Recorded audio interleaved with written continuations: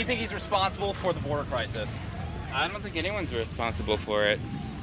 Okay. Do you think that it exists? Do you think there is a crisis at the southern border? I definitely think there is some sort of, like, I know a lot of drugs come over the border. I don't think anyone's responsible for the crisis. I know, like, the cartel is a gang that pushes drugs over the border. But yeah, I mean, a lot of drugs are even made here in the States. I know, coming from New York, that even meth is made in the States. Yeah. So like, I'm not sure how much of it just comes over the southern border. Like, I know fentanyl comes from overseas and stuff like that. So I'm not sure he's responsible. Overseas, down to Mexico, through the southern border. Well, no, overseas, meaning from other countries. China. I wouldn't say specifically China. Primarily China. Fair, yeah. Okay, cool. So we don't think so. Did he say that he believes that it is a crisis? Did you say you believe it's a crisis? I believe the drugs coming over are definitely part of the What crisis. about the yeah. people? Do you think there's anything wrong with between 8 and 10 million people just since Biden was inaugurated having come into the country illegally through the southern border? No, I think as a country built on immigration, we should definitely be welcoming immigrants. And I think that, sure, people should be following the laws around our immigration, but if they're not educated on those laws, that they shouldn't be, like, penalized for it. They should be educated while they're here, and if that's not something they want to go through, then at that point turn them away. But yeah, people who are uneducated on that process, I don't feel that that's an issue.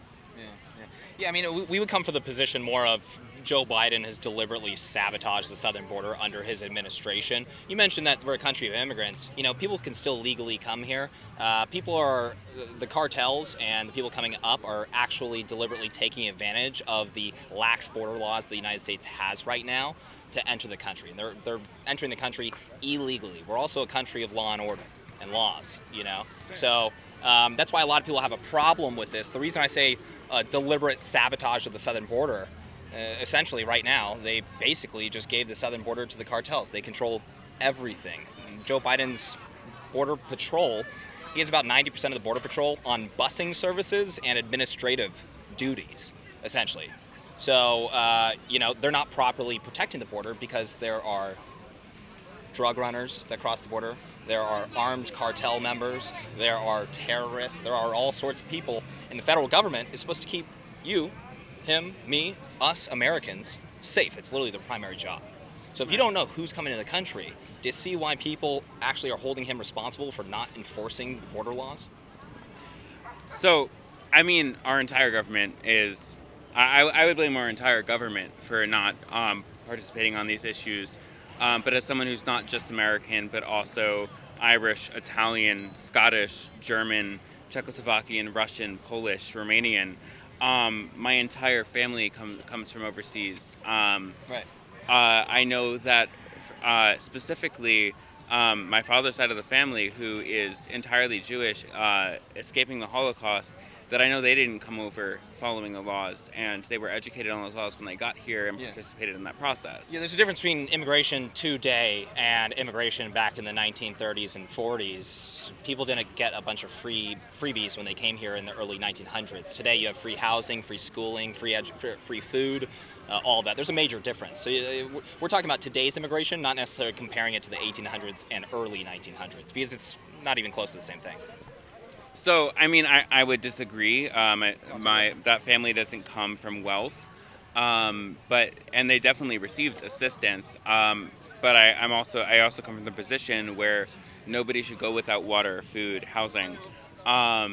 So the fact that assistance is there, even if they limit that amount of time, so there definitely could be moves made on that where they limit that amount of time where you have to. Where, yes, you can get this certain amount of time, maybe whether it's 3, 6, 9 months on that assistance, and then you have to start getting a job and you have to start working and participating in society. Absolutely. But I don't think that no assistance is the answer. Why do you think we have an obligation to look out for people who aren't American? if the American government exists by and for the American people and it's paid for by the dollars that we give to the government through taxes, why are those dollars spent on providing those resources to people who aren't American? I mean, even in California, you have so many people who are homeless, who are out of work, who can't afford homes. You've got generations of people who maybe will never even own property. They're just renters. I mean, you have so many problems, and we're sending money to Ukraine, to Israel. We're facilitating the mass migration of people saying they need food and water and all these other things. Why should we as Americans try to look out for people who are non-American before even ourselves? And actually, the first thing they did when they got into the country was break a federal law. So, I mean, again, being unaware of those laws, and if you are educated as your first step, and if you follow that law when you're educated about it, and that could be right on entrance, educated about the process you have to go through. If you don't want to follow that, then sure, don't come in. And if they don't want to follow it past that point, sure, send them away. Right, nobody's doing that right now. Do you think that they're unaware that they're breaking the law when they travel in caravans to enter into the country? I think a lot of people are, yeah. Do you think that they would then care and go back to their home country if they just knew that they were breaking the law simply? I'm proposing like an ought to argument.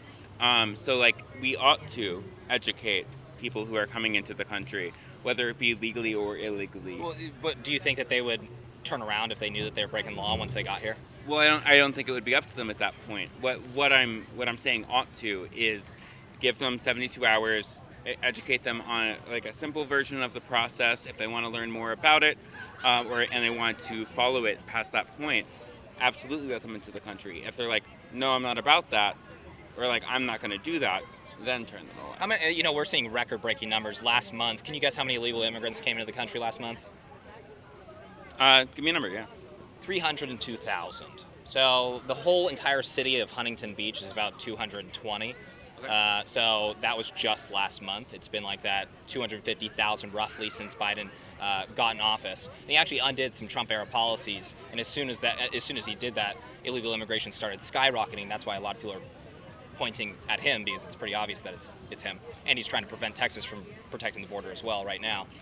But when it comes down to all of that, you also have people that are coming to the country that are just walking straight through the southern border. Do you think that at the very least they should be getting that under control and knowing who and what is coming across the southern border? Yeah, sure. We can definitely increase security on the southern border, but also remember that a majority of illegal immigrants come by plane and overstay visas. That's not true. That is true. There's No, what's your basis for saying that? In fact, it's not true, but also the overwhelming majority of visa overstays return home. So as far as I'm aware, and the last time I looked at the data was 2022. If that's changed since 2022, then I'll definitely take that correction. Same data in 2022 as well. Would you then support something like a mandatory E-Verify to prevent people from being employed in this country if they don't have legal status? No, definitely not preventing employment for legal status. If they want to participate in society, it's a catch-22. You have to participate in the society to gain legal status, and then you have to gain legal status to participate in society. I'm not down for that. No, absolutely not. I would say if someone comes here and overstays their visa, they should not be able to work. They should basically be unable to earn a living, and I think that would force a lot of repatriation back to their home countries. Did you grow up in California by chance? No, I grew up in New Jersey, basically raised on being able to navigate the streets of Manhattan. Yeah. So I spent a lot of time in New York City. I spent a lot of my entire life in New Jersey. So very similar policies, very similar economy. California actually didn't used to be a blue state. This is the state that produced Ronald Reagan and Richard Nixon. They both won this state when they ran for president. I mean, this was a solid red state. It became a blue state because of Reagan's amnesty in 1986, where he said that we're going to compromise with the Democrats. But that flipped the state to being permanently a blue state. And in our grandparents' generation, you could come out to California, paradise, and you could afford a home in a safe neighborhood, a car, all with a high school diploma. And the reason you can't do that now is because of both illegal and legal immigration. If you look at the stats on worker productivity versus wages, as industrialization occurs, it's matching close to 1-to-1. But once you get to about 1965, productivity goes up, but the compensation that workers receive stagnates and it plateaus. The reason for that is because in 1965 we had an immigration act called the Hart-Celler Act, which basically opened up the border legally, and of course in supplement to that we've had the illegal migration, but it's because you've got all these people here competing for American jobs, and basic economics is there are more people who are going to do the jobs, people are going to be paid less to do them. So I support an economy that prioritizes Americans, and if we can help other people too after that, that's great. But we've been getting screwed over for the better part of the last century by these types of policies, and I don't think it's comparable at all to the immigration that we saw, you know, with Ellis Island, where you had people who were coming, who were building society, building jobs, things like that. These people come from one of the lowest IQ regions in the world, and education doesn't work. It doesn't make them more productive.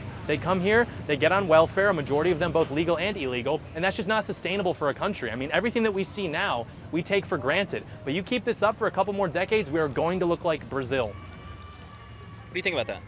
So you made a few points. I'm going to first touch on IQ. There's no such thing as a lower IQ region. IQ is not malleable. IQ is not changeable. You are set with a certain IQ. Yeah.